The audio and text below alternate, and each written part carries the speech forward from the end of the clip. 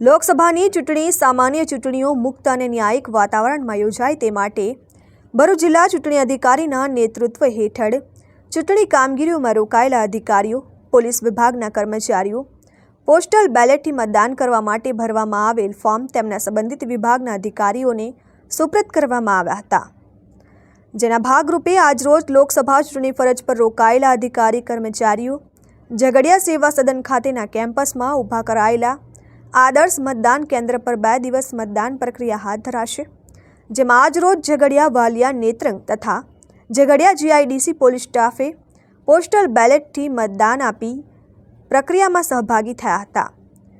Rajpardi Umalla police મથકના staff તથા SRPF શુક્રવારે પોતાના મતાધિકારનો ઉપયોગ કરશે।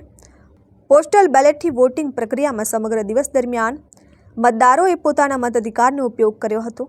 સેવા સદન ખાતે ચૂંટણી ફરજના જોડાયેલા અધિકારી કર્મચારીઓએ પોસ્ટલ બેલેટથી મતદાન કર્યું હતું। Nimesh Goswami, RN news, Jhagadia.